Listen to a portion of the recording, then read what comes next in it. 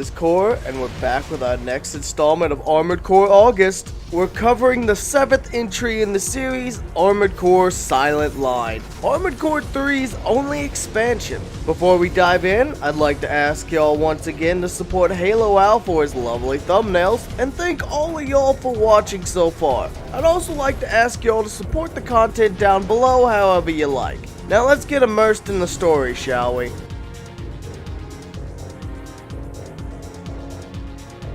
Taking place after the ending of Armored Core 3, where the controller is destroyed and humanity is freed from the grip of the AI run amok, you take the role of a new Raven who is thrust into the uncertain world created after the destruction of society's old systems.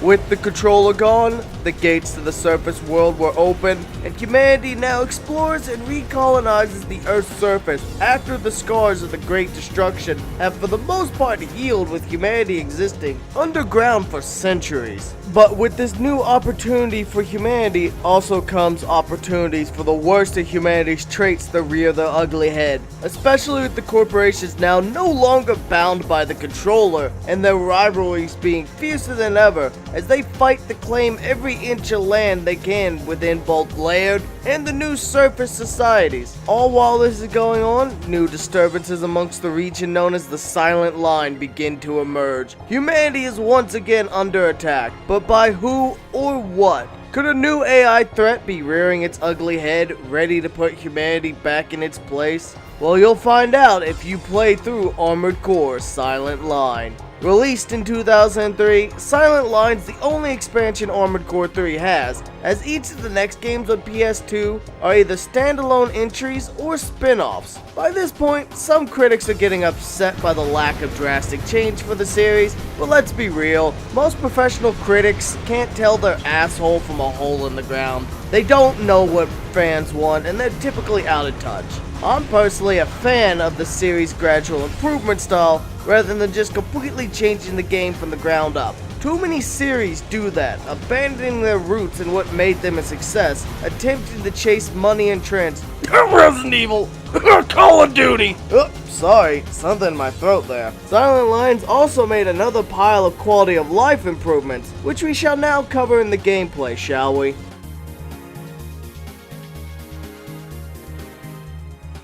Silent Line builds upon the styling, changes, and expansions brought by 3 and continues the story where we left off, with humanity attempting to expand. And this expansion leads to a lot of opportunities for a mercenary like us to get rich. The amount of missions is definitely down from Armored Core 3, from 49 to 34. But outside of Another Age, this is the standard for expansions. They typically have less missions, and with less missions means the difficulty is gonna spike sooner. And with a smaller arena mode than 3 as well, you're gonna have to fight harder on missions to gain the money and edge you had. Unless you use the import feature and bring your Armored Core 3 mechs and part of your money in. I noticed your money gets cut down to like 1/10 of what it was before you started, which I assume is the balance thing due to the lesser amount of missions. The arena mode opponents do offer higher amounts of money than they did in 2 and 3, however, starting out around 7k and getting higher. Much like in Armored Core 3, when a mech is killed in the story that's on the arena roster, they will be replaced in the arena by a new AC.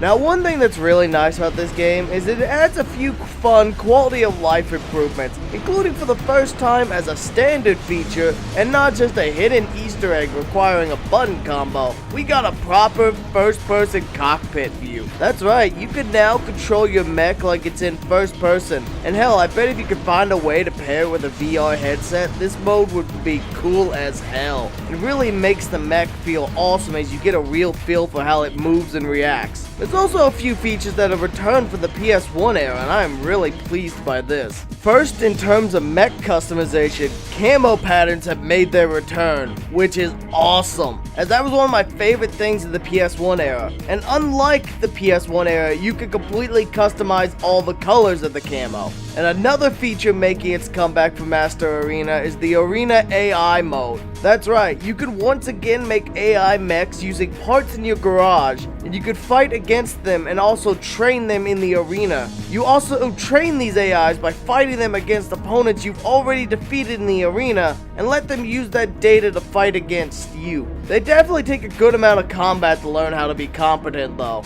but it is a really cool addition and could serve as a good sparring partner once it's learned how you fight. Hell, another really cool way you could use it is convince your friends to make and train a mech, and you could use it as a way to fight all of your friends, especially when they aren't around to play in person. I'm honestly really happy to see that feature brought back, and in a more in-depth way than it used to be, as it used to just be load mech, adjust some sliders, and give it a fight. This way it feels more personalized. Another new feature in Silent Line is this is the first game to add proper dual wielding.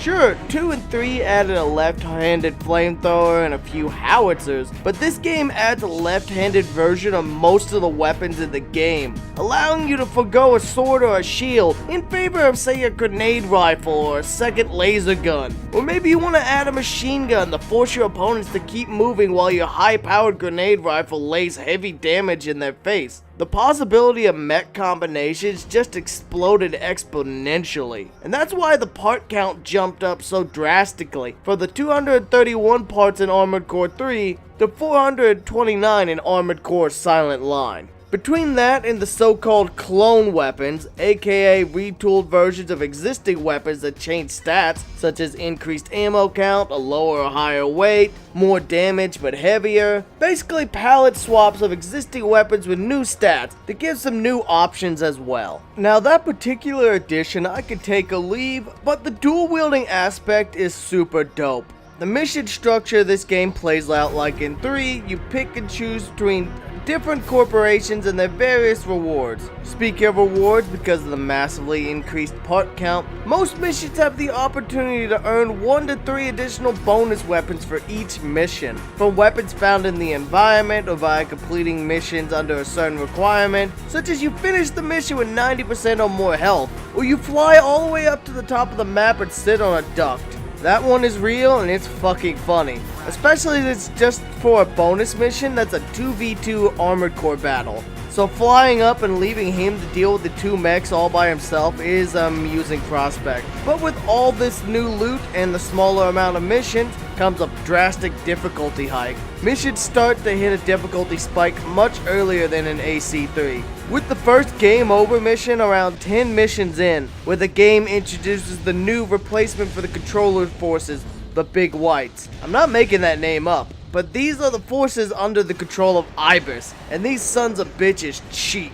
Unlike the controller's forces in 3, where they were on equal footing with you, only using parts found in-game, these bastards have custom parts and equipment only for them. Hell, the first one you fight seems to have a massive 2-handed flame cannon, and he's introduced in a really cool fashion, and damn does he hit like a truck.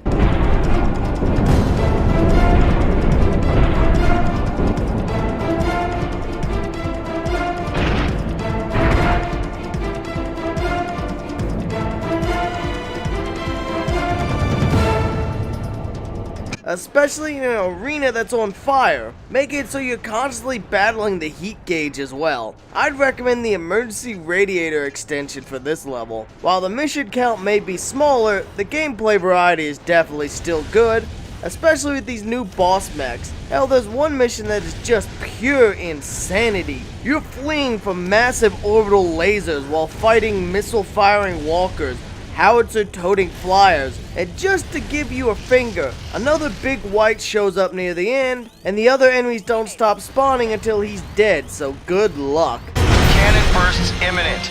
Keep moving.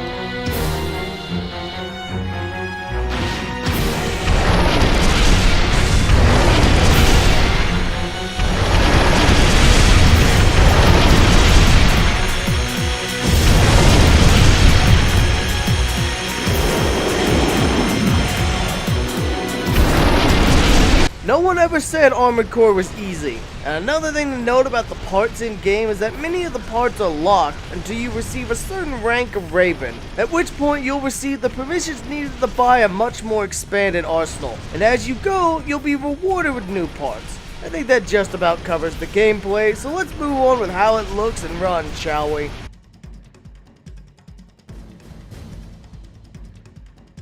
With the return to the surface, you'll see a lot more of the sky, the sun, the stars, and the woodlands than you did in Armored Core 3. Not quite as many areas are underground, walled-in city blocks and concrete caverns. The variety is pretty high in the visuals, though most of the arenas for arena mode are returning levels from 3. I'm not complaining too hard though, as the parking lot is still my go-to arena to throw down with those annoying ass flyers. And with the inclusion of a proper first-person cockpit view, you can see the world in a new perspective, which is a really cool addition. It makes the world feel more immersive. I mean, hell, if you could figure out a way to make this game run in a VR headset and use, say, a Steel Battalion style controller setup, now that'd be a really cool setup and really immersive. Now graphically, it's not really changed much, which can be a detriment to some, as this is the 4th PS2 entry in as many years, so definite room for improvement, but the graphics still hold up for me, so I'm not complaining. Performance-wise, it's about the same as the other 3 PS2 games we've covered. Runs pretty smoothly unless there's just a bit too much going on, so let's wrap up this video, shall we?